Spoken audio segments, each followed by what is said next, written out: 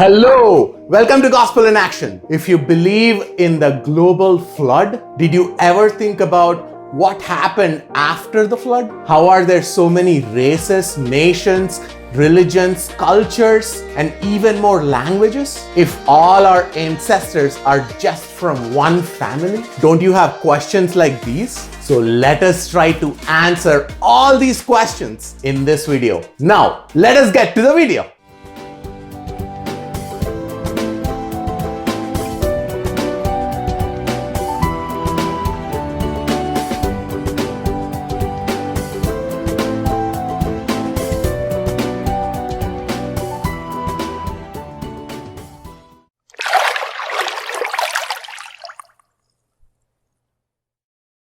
If you are a first-time visitor, then I request you to please hit that like button to support us with this mission. If the videos are helpful, please subscribe to this channel and hit the bell icon to not miss another video. Note that the subscription is free. So, we have established that there was a global flood and everything on earth was destroyed. We have seen the evidence of this from various ancient religions of this world. We also know that only Noah and his family was spared from being destroyed in the flood, along with the pairs of various animal species. Hence, all the people of this current world are descended from Noah and his three sons, Shem, Ham, and Japheth. Anyway, what happened after the flood? After the flood, the new civilization began to form through the descendants of Shem, Ham, and Japheth. The Bible gives the detailed account of who are their immediate descendants and their descendants and so on. So there was only one language and one true religion, as everyone descended from one family and worshiped God who saved them from the flood. This was according to Genesis chapter 11 verse 1. And according to verse 2, after the Noah's ark was settled on the top of the mountains of Ararat, they all migrated from the east towards the west to find a habitable place to farm and live. Finally, they found a plain where they thought they could live, and they all settled in that plain, that is in the land of Shinar. Noah has become a farmer now. As everything was a new land, Noah himself named the plain land where he settled as Shinar, which literally means between two rivers. He also named those two rivers as Tigris and Euphrates, after the original rivers in Genesis chapter 2 and verse 14 of the pre-flood earth. This land was supposed to be in the area of modern Iraq. The land was known as Babylonia or Chaldea in southern Mesopotamia in the medieval times. Anyway, as people's nature is inherently sinful, they once again tried to defy God. Their first rebellion against God can be found in Genesis chapter 11 and verse 4, in which they said to one another, "Come, let us build ourselves a city and a tower with its top in the heavens, and let us make a name for ourselves, lest we be dispersed over the face of the whole earth." So they knew that God wants them to be dispersed over the face of the whole earth, and they are defying that command from God and have decided to build themselves a city and a tower as high as the heavens. Here, heavens would mean the first heaven, that is the sky. So they wanted to build this tower so high that it would literally touch the sky, so that when God sends another flood like before, they would all survive. Not just that, they wanted an identity for their own, and they didn't want their identity to be centered on God. However, their primary purpose, as stated in the verse, was to defy God's will, that is to keep people from scattering across the earth. They had wicked thoughts like that, and hence their deeds were also wicked. Don't we see exactly the same kind of behavior of defiance against God in the current world as well? So the current world will soon face the judgment of God as well. Anyway, God had to step in and destroy their wicked deeds again after the flood. But we know that God promised Noah that he would not send his judgment on earth through a global flood again like before. Then, what was the judgment now? Let us read Genesis chapter 11 verses 6 through 9. The Lord said,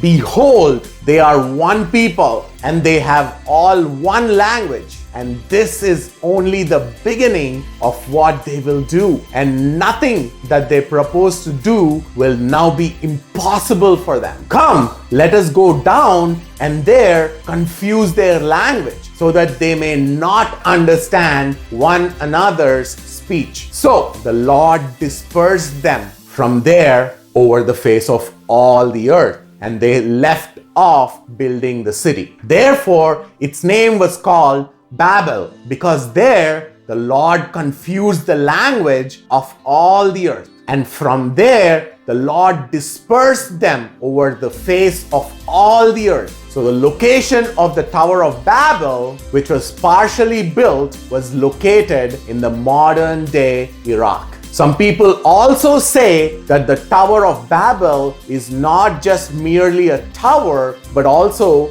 the city of Babel. However, the ancient city and the tower are not present today because the last king who torn down the city and the tower with an intention to rebuild it better from the scratch is Alexander the Great. However, his death at a young age prevented it from ever being built. And so it passed into the pages of history. So Alexander, who conquered the majority of the world during that time, played a very important role in history, and the remnant of his influences can be seen almost in every culture, even to this day. We will see his role in the history of India as well in the next video. Anyway, verse 9 says that the city's name was later called Babel because the Lord confused the language of all the earth there. The name Babylon was derived from Babel. In fact, the word for Babel and Babylon is the same in Hebrew. So Babel is the same as Babylon, but the English translators distinguished both for us to identify the area to be Babel before the judgment of God and Babylon after the judgment of God. This also explains the reason why Babylon the Great represents nothing but the current sinful world in Revelation chapter 17, because it was the people of Babel only that were scattered by God across the whole world. In short, the judgment of the Lord on the people of the earth, that is, on the people of Babel, was to confuse their language and disperse them over the face of the whole earth. This is the beginning of why we see different languages, races, and cultures across the whole world. All that came about as a result of God's judgment on the people of the earth. But now, through English and internet, the whole world is coming together again to ultimately defy God. That means the whole scattered Babylon is coming together again to defy God. How would they do it? In fact, they would be deceived by the dragon, the beast, and the false prophet to ultimately defy God. This is according to Revelation chapter 13. The dragon is none other than Satan. The beast would be the ruler of the new unified world. And the false prophet would be the high priest of the unified religion. We are witnessing right in front of our own eyes that United Nations and NATO are slowly but surely taking over the world to ultimately implement the New World Order. And the unified religion, which is the amalgamation of all major religions, is already taking shape. The current headquarters for this interfaith complex, also known as Abrahamic Family House, has been built in Abu Dhabi, that is in UAE, United Arab Emirates. It wouldn't be too late before all other religions also come together under the leadership of the Pope of the Vatican. I can't even imagine what kind of judgment the Lord would allow the people of earth to go through. I have explained how the last days of the earth would be in this video here, where I explained in brief the book of Revelation in just 1 hour. Anyway, the exact time of the dispersion of people from the land of Shinar to other places of the earth is not known, but according to a renowned chronologist, the time of Babel was approximately 106 years after the flood. He said that the global flood had happened at around 2348 BC, and the Tower of Babel was hence 2242 BC. So the first ever civilization of the post-flood earth happened around 2242 BC in the city of Babel. This first civilization, consisting of 78 families, according to Genesis chapter 10, faced the judgment of God, who confused their languages, thus creating at least 78 new languages and thus 78 new ethnic groups. These groups of people were scattered across the earth, and each group formed a civilization later. And obviously, they all had different languages, which was a result of the curse, as we discussed before. So, after they were scattered in 2242 BC, one group stayed back in Babylon, which is the post-flood name of Babel, and began the Babylonian civilization in approximately 2234 BC. Some of them divided the land of Babylon and started Sumerian civilization, and the southern part of Babylon became Sumeria. The people of Sumeria were called the Sumerians or the Sumers, and they had their own language and religion. Ancient Sumeria extended and took over the entire Arabian Peninsula. They had a very rich culture and history. Anyway, another group departed from Sumeria and went to Egypt. They began the Egyptian civilization in approximately 2188 BC. Another group went to Greece and started the civilization of ancient Greece in the year 2089 BC. These were the earliest civilizations of the world. Hence, the whole region, which was referred to as the Middle East in the current day, is considered the center of the world, as the earliest civilizations began and flourished in this region.